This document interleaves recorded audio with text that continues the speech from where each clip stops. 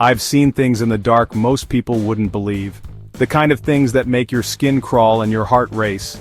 As a night watchman, my job is to keep an eye on places when everyone else is asleep, to ensure that nothing goes wrong.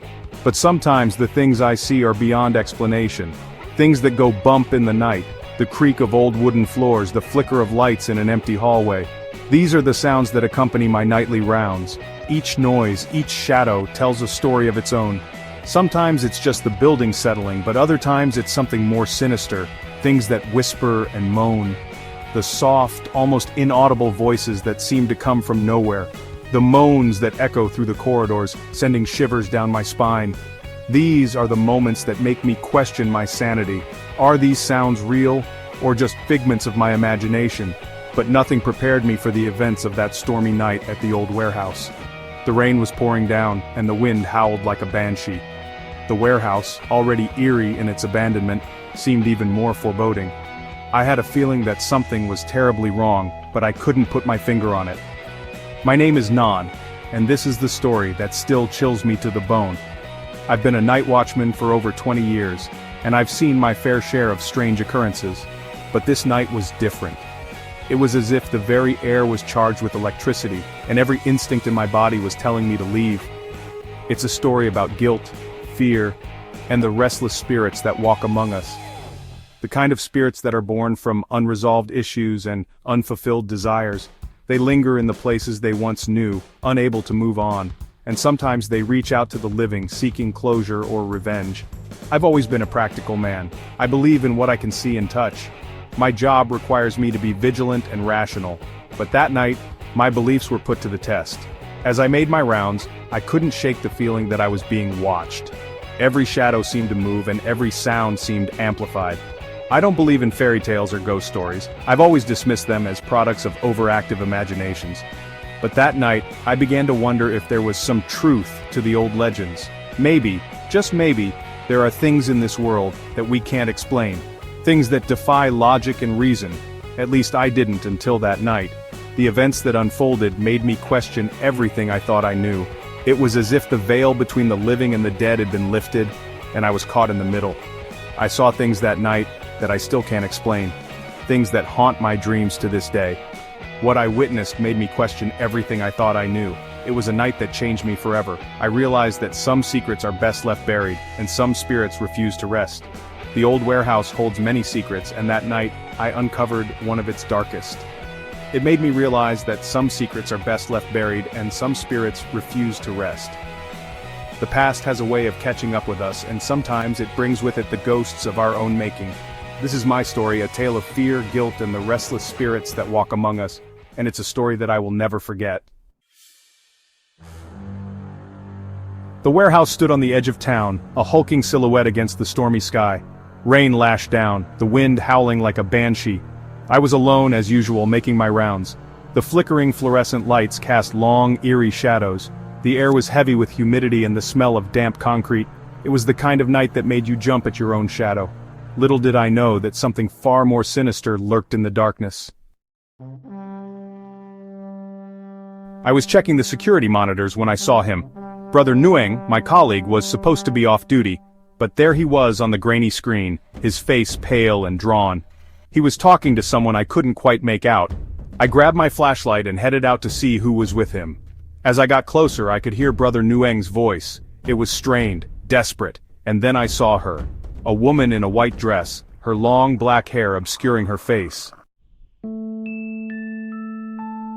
The woman turned, and I felt a chill run down my spine. Her eyes were hollow, filled with an unspeakable sadness. Suddenly there was a deafening crash. Metal beams from the ceiling came crashing down, narrowly missing Brother Nguyen. He screamed, scrambling back in terror, but the woman just stood there, her white dress billowing around her like a shroud. I knew then that something was terribly wrong. This was no ordinary woman. This was something otherworldly. Section 5. The Ghost's Revelation. The air grew heavy, thick with the stench of decay. The woman's voice, a mournful whisper, sent shivers down my spine. She spoke of betrayal, of a love cut short, of a crime concealed within the warehouse walls. Her words were meant for Brother Nguyen, accusing him of her murder. The woman in the white dress, I realized with a jolt, was the ghost of his former lover back for vengeance. Section 6. Nguyen's Descent into Madness. Brother Nguyen, his face ashen, crumpled to the ground. He mumbled incoherently, his eyes wide with terror. The ghost's touch, though invisible to me, was clearly tormenting him, forcing him to relive that fateful night. The ghost vanished as quickly as she appeared, leaving behind a chilling silence. Brother Nguyen was never the same after that night. His laughter turned into nervous chuckles, his eyes held a perpetual fear. He was haunted, consumed by the guilt of his crime. Section 7. The Weight of Guilt. The whispers of the warehouse tragedy spread, painting Brother Nguyen as a man driven to madness by his ghostly lover. The police investigation, fueled by his erratic behavior and the ghostly rumors, uncovered evidence linking him to the disappearance of his girlfriend. Justice, though delayed, was served. Brother Nguyen was found guilty and sentenced to prison, his sanity hanging by a thread. The warehouse, shrouded in darkness and whispers, stood as a grim reminder of his sin. Section 8. A Life Cut Short. Prison did little to ease Brother Nguyen's torment. The cold, unfeeling walls of his cell mirrored the desolation in his heart. Each day felt like an eternity, a relentless reminder of the life he once had and the irreversible mistakes he made. The isolation gnawed at him, amplifying his inner turmoil. He was plagued by nightmares, visited by the ghost of his murdered lover. These spectral visits were not mere figments of his imagination but vivid, tormenting encounters that left him drenched in sweat and paralyzed with fear. The ghostly figure of the woman he wronged would appear, her eyes filled with sorrow and vengeance, a constant reminder of his guilt. The guilt and fear, etched deep within his soul, became his constant companions. Every waking moment was a battle against the overwhelming sense of dread that consumed him. He could feel the weight of his actions pressing down on him, suffocating him, making it hard to breathe. The shadows in his cell seemed to come alive, mocking him, reminding him of the life he had taken and the love he had lost. One morning they found him in his cell, lifeless and cold. His body lay still, a stark contrast to the restless spirit that had once inhabited it. The guards who discovered him were struck by the eerie calm that had settled over his features, as if in death, he had finally found the peace that had eluded him in life. The official cause of death was heart failure, but everyone knew the truth. Whispers spread through the prison, tales of a man haunted to death by his own conscience and the vengeful spirit of his lover. The inmates and guards alike spoke in hushed tones, sharing stories of the ghostly apparitions that had been seen near his cell in the nights leading up to his death. Brother Nguyen hadn't died of a failing heart, but a broken spirit, haunted by the consequences of his actions and the vengeful spirit of the woman he wronged.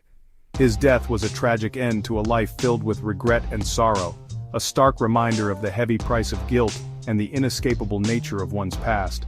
The prison walls that had once confined him now stood as silent witnesses to his torment, a testament to a life cut short by the weight of his own sins. Section 9. Lessons from the Night Shift. Working the night shift at an old, abandoned warehouse is not for the faint of heart. The silence is deafening, broken only by the occasional creak of the old building settling or the distant howl of the wind. It's a place where shadows seem to have a life of their own, and every corner holds a secret. That stormy night at the warehouse changed me.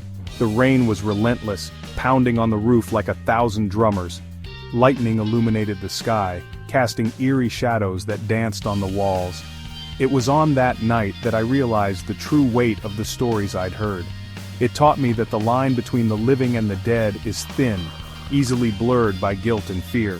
As I walked through the dimly lit corridors, I felt a presence, something watching me from the shadows. The air was thick with tension, and every step I took echoed through the empty halls. I no longer dismissed ghost stories as mere tales. The fear in my heart was real, and the shadows seemed to whisper secrets of the past. I could feel the weight of history pressing down on me, the unresolved stories of those who had come before. I've seen the darkness that lurks in the shadows, the kind that makes you question your own sanity. The warehouse was a labyrinth of memories, each corner hiding a piece of a puzzle that I was too afraid to solve. The restless spirits that walk among us, they are the echoes of the past, trapped between worlds seeking closure. Their presence is a constant reminder that some things are never truly gone. Be careful of the secrets you keep, for they have a way of surfacing when you least expect it. The warehouse was filled with hidden compartments and forgotten rooms, each one holding a story of its own. The deeds you do in the dark. Every action has a consequence, and the shadows have a way of revealing the truth. The night shift taught me that no secret is ever truly safe, for the ghosts of our past have a way of finding us, no matter how far we run. They linger in the corners of our minds, waiting for the right moment to remind us of our sins, reminding us that some sins can never be truly forgotten. The night shift at the warehouse was more than just a job. It was a journey into the depths of my own fears and regrets. It taught me that the past is never truly behind us, and the shadows hold more than just